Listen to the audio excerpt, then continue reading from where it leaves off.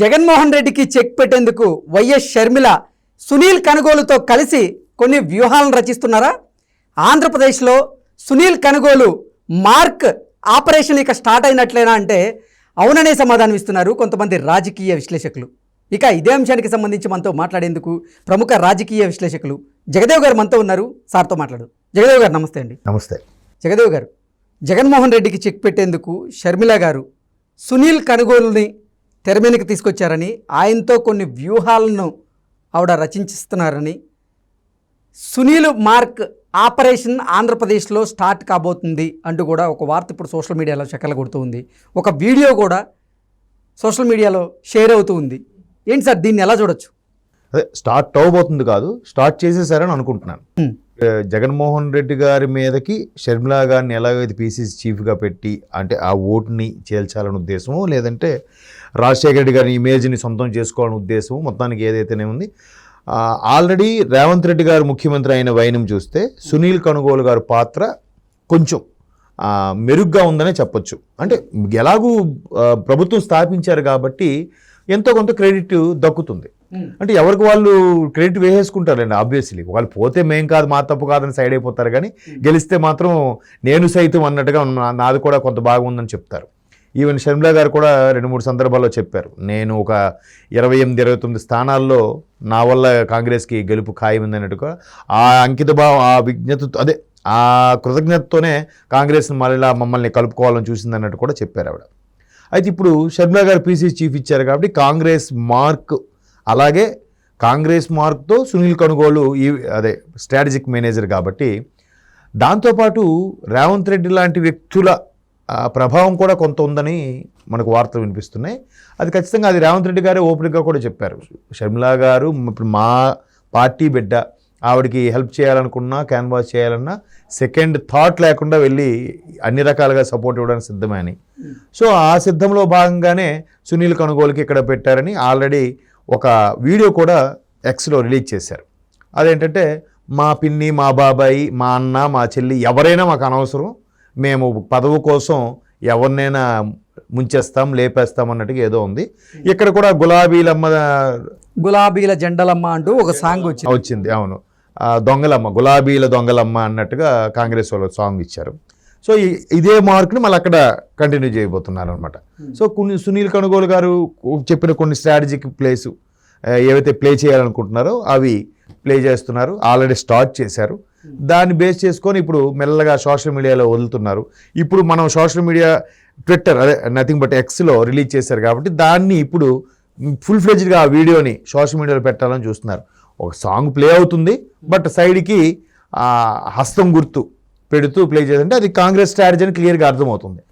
Congress strategy అంటే obviously Sunil కనుగోలు గారే ఉన్నారని మనం వార్తలు వింటున్నాం. ఎందుకంటే ప్రస్తుతానికి ఇండియాలో బాగా నేము ఫేమ్లో ఉన్న స్ట్రాటజిక్ మేనేజర్స్ ఎవరంటే ప్రశాంత్ కిషోర్ గారు, సునీల్, వీళ్ళిద్దరు పేర్లే వినిపిస్తున్నాయి.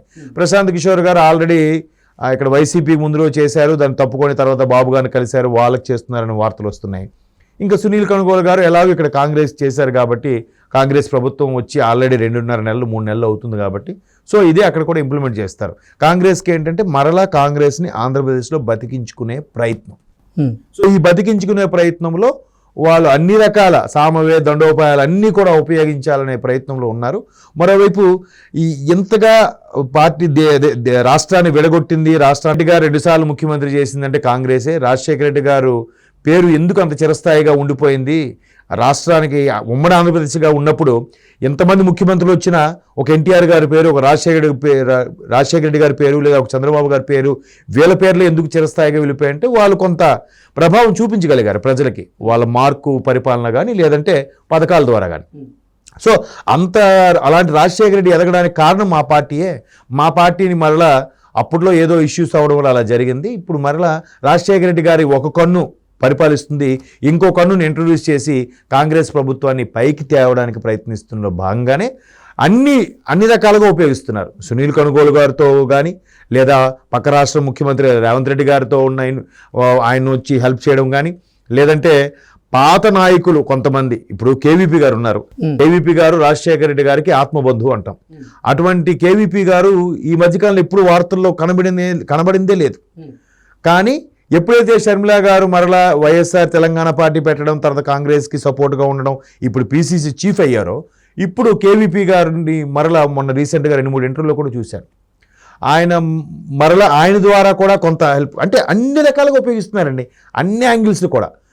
పాత కొంతమంది ఉండవిల్ లాంటి వాళ్ళు పార్టీలకి అతి దూరంగా ఉంటున్న సందర్భంలో అటువంటి వాళ్ళని మళ్ళీ కలుపుకుపోయే ప్రయత్నం, అటువంటి వాళ్ళ సలహాలు సూచనలు, లేదంటే పార్టీ కొంచెం దూరంగా ఉండే వాళ్ళని, రెబల్గా ఉండే వాళ్ళని, ఇంకా ఆప్షన్స్ లేదు కదా అని పక్క పార్టీకి వెళ్ళే వాళ్ళని, అటువంటి వాళ్ళని కూడా తీసుకొచ్చి మరలా షర్మిల గారితో పాటు పీసీ చీఫ్ ఆధ్వర్యంలో నడిచేలాగా కాంగ్రెస్ పార్టీని ఎలాగైనా బతికించుకొని ఓటింగ్ పర్సంటేజ్ పెంచుకోవాలనే తాపత్రయంలోనే ఈ సునీల్ కనుగోలు గారు అవ్వచ్చు, లేదంటే కేవీపీ గారు అవ్వచ్చు, రేవంత్ రెడ్డి గారు అవ్వచ్చు, లేదంటే ఇప్పుడు ఎక్స్లో చూస్తున్న సాంగ్ చూస్తే ఆల్రెడీ ఆ సునీల్ కనుగోలు గారు స్టైల్ మార్క్ స్టార్ట్ అయిపోయింది.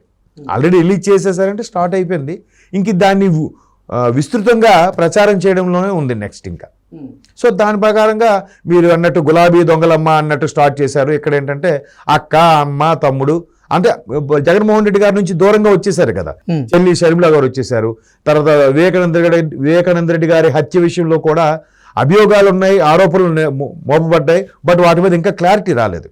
బట్ ఉన్నాయి కదా ఇటువంటివి, ఇవి రూమర్సా లేదంటే వాస్తవాలని తెలియదు, కానీ దాన్ని కూడా ఉపయోగించుకొని ఒక పాట రూపంలో ఇండైరెక్ట్గా దెబ్బ కొట్టాలి, ఇండైరెక్ట్గా ప్రజలకు తెలియజేయాలనే ఉద్దేశంలోనే. అది కూడా చూసారా వ్యంగ్యంగా, మీరు ఆ సాంగ్ చూస్తే వ్యంగ్యంగా, వెటకారంగా, వీళ్ళు దేనికైనా తెగిస్తారు, వేలికైనా చేస్తారు. సునీల్ కనుగోలు గారు అంటే ఎన్నికల వ్యూహకర్తగా మంచి గుర్తింపు తెచ్చుకున్నారు. ఆయన మార్క్ వ్యూహాలు డెఫినెట్గా ఉంటాయి. కర్ణాటకలో ఆయన మార్క్ వ్యూహాలతోనే కాంగ్రెస్ పార్టీ సక్సెస్ అయిందని, అలాగే తెలంగాణలో కూడా ఆయన మార్క్ వ్యూహాలతో కాంగ్రెస్ పార్టీ సక్సెస్ అయింది అంటూ కూడా కొన్ని వార్తలు వచ్చిన నేపథ్యంలో ఇప్పుడు ఆయన ఆంధ్రప్రదేశ్లో అడుగుపెట్టబోతున్నాడు. ఆయన మార్క్ రాజకీయంతో, వ్యూహాలతో జగన్మోహన్ రెడ్డిని చుక్కలు చూపించబోతున్నాడు జగన్మోహన్ రెడ్డికి అంటూ కూడా ఒక వార్త సోషల్ మీడియాలో చక్కర్లు కొడుతూ ఉంది. ఏంటి జగన్మోహన్ రెడ్డి గారు సునీల్ కనుగోలు గారికి భయపడే పరిస్థితి వస్తుందంటారా? ఆయన భయపడతారో లేదో కానీ సునీల్ కనుగోలు గారు మీరు అన్నట్టు ఆల్రెడీ సక్సెస్ని చవి చూశారు. మీరు అన్నట్టు కర్ణాటకలో డీకే సురేష్ గారు సంబంధించి కానీ, లేదంటే ఇక్కడ రేవంత్ రెడ్డి గారికి సంబంధించి కానీ ఆల్రెడీ సక్సెస్ చూశారు. ఏవైతే ఆయన పావులు కదిపారో, ఏవైతే ఇంప్లిమెంట్ చేశారో, ఏవైతే ఎస్పెషలీ రేవంత్ రెడ్డి గారు క్యాన్వాసింగ్ మ్యాప్ కూడా వాటిలో భాగస్వామ్యం చేశారో అవన్నీ సక్సెస్ అయ్యాయి. అసలు రేవంత్ రెడ్డి గారు మాటల విషయం పక్కన పెడితే మిగతా చాలామంది కాంగ్రెస్ నాయకులు కూడా తెలంగాణలో కాంగ్రెస్ వస్తుందని పూర్తి స్థాయిలో నమ్మలే. అంటే కొన్ని సర్వేల ప్రకారం అంటే టగాఫరగా ఉంటుంది, కానీ మరలా బీఆర్ఎస్ వచ్చేస్తుందా, లేదంటే బీజేపీ సపోర్ట్తో బీఆర్ఎస్ వస్తుందా, ఎంఐఎం సపోర్ట్తో బీఆర్ఎస్ వచ్చేస్తుందా అనుకున్నారు, కానీ ఎట్లా కాంగ్రెస్ గవర్నమెంట్ ఫామ్ చేస్తుందని ఎవరు ఊహించలే ఎక్కువ శాతం మంది. బట్ ఈయన మొదటి నుంచి రేవంత్ రెడ్డి గారు నమ్మారు, అలాగే చేశారు. బట్ మీరు అన్నట్టు సునీల్ కనుగోలు గారు అక్కడ కర్ణాటకలో అది ఇంప్లిమెంట్ చేసి సక్సెస్ అయ్యారు. ఇక్కడ రేవంత్ రెడ్డి గారికి కూడా కొన్ని సూచనల్లో, కొన్ని రకాల మ్యాప్ల్లో, కొన్ని రకాల సోషల్ మీడియాలో వైరల్ అయ్యే ఎటువంటి సాంగ్స్ని పెడితే బాగా క్యాచీగా ఉంటుంది అనే దాని మీద సక్సెస్ అయ్యారు. కాబట్టి సక్సెస్లో అది కూడా కొంత భాగమే, అంటే పర్సంటేజ్లో తేడా ఉండొచ్చు, అది 1% 2% ఎంత అని తెలియదు కానీ.